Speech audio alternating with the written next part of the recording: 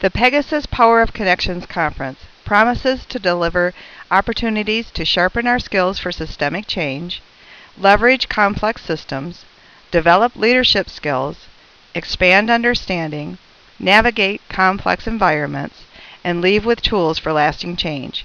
Sound like what you're here for? I'd like to point out the one thing that I know that is inaccurate in this presentation is it's not just about horses and it's not just about their mouth. But straight from the equine's nonverbal cues and body language didn't have the same ring to it. In the spirit of being vulnerable and open, I share my marketing ploy. In researching what a 20 by 20 presentation should include, I found that it should be something you're passionate about. I became a barn rat at about the age of 12 and then for several years didn't have horses in my life. Now they are central to my life and work.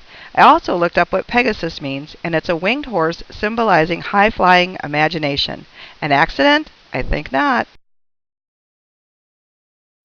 A herd is a small band or group, and like people, it may or may not be a healthy community. There's a hierarchy or pecking order, and every member has a voice. Leadership is based on trust, not age, size, or experience. Working with horse herds offers people many lessons about group dynamics. In working with horses, we begin with meet and greet. It creates a curiosity in people to stay open to possibilities. How we enter into their space or living system is reflected with our intention, energy, and agenda. These two people are saying hello. Notice the one in the blue coat in the back is actually hugging the spotted mule. It's not right or wrong, just different. Wikipedia's definition of the 11 logs of the fifth discipline includes number 2. The harder you push, the harder the system pushes back. Or in this case, pull. As you can see, when you're trying to pull a 1,200-pound animal and they say no, they don't move. Horses truly hold you accountable in relationship for how you show up. People and organizations often say that if they just had the right tools and resources, they could be successful. They want more time, money, and energy. Here we have an example of the right tools, a lead rope, and even a helper.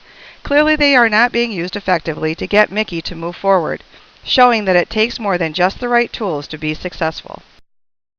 There's an adage that says, leadership is sometimes blind. Well, it literally is in this case, but it's also very effective. Notice the slackness in the lead rope, which shows openness and trust. There's resourcefulness with the support person walking next to her, and the horse's head is low with the ears very relaxed and accepting. Horses are naturally curious and like to have fun. This is Al. His register's name is the Alchemist. Not a coincidence, I don't think. And his friend JJ. We all know that play is important. But what's cool about horseplay is that it often challenges people's mental models and assumptions because they see this behavior and think it's aggressive when it's not. Partnering with horses for professional development or personal growth can create an environment where humans have fun too. It creates a perfect palette to allow for mistakes, or AKA learning. And I'm not even going to mention how much fun bodily functions are. For those of you who have animals at home, you know exactly what I mean. Working with horses shows us some of the unintended consequences of our behaviors in very obvious ways. This participant is trying to ask or talk Diva into moving forward. In effect, he's blocking her way, closing the space where he wants her to go. He's getting exactly the response that he's asking for and doesn't even realize it. In working with horses, you have to be more interesting than grass, no matter how many of you there are. Horses definitely have a scarcity mentality. There's never enough food, which offers us the opportunity to explore the balance of relationship and task. How willing would you be to stop Minnie from eating to do the task you have in mind? Horses also teach us to change what you can and let the rest go. For example, a herd of horses is eating in a pasture. Along comes a horse eating plastic bag. All heads go up, nothing happens. All heads go down. They go back to grazing. They don't hold a grudge, and they don't carry it forward into future relationships. Horses are able to see and participate in a shared vision, just like people. Leaders who communicate effectively create motivated and curious and engaged participants, even if they're walking backwards. When you create the space to move people forward, they can share your vision and your goals, leading to successful outcomes. I don't believe that horses have ever been part of Daniel Goleman's studies, though he did tell me at a recent conference that he's learning to speak horse. Probably because his wife, Tara Bennett Goldman's new book is called Mind Whispering. It combines principles and practices from horse whispering, mindfulness, neuroscience, and cognitive therapy. Another example of being successful with horses that's like people is you want to be in sync. The tools that matter here are intention, presence, commitment, openness, and focus on the other. As you can see, the participants and the horses are in sync, moving forward together as one.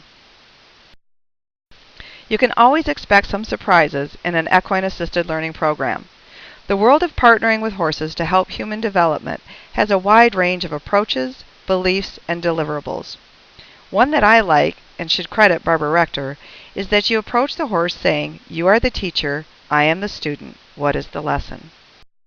Hopefully you'll take away from this presentation a new way to see the world around you that may expand beyond horses and other equines to nature and animals. They don't have a human lens that sees status, gender, sexual orientation, or other limiting beliefs. They only respond to your present intentions.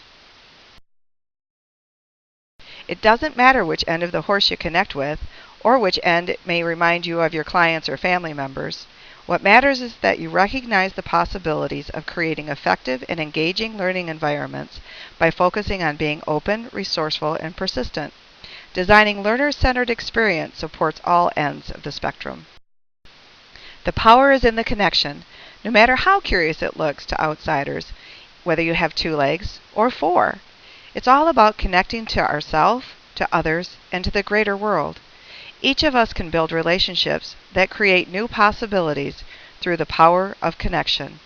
Thank you very much for this opportunity.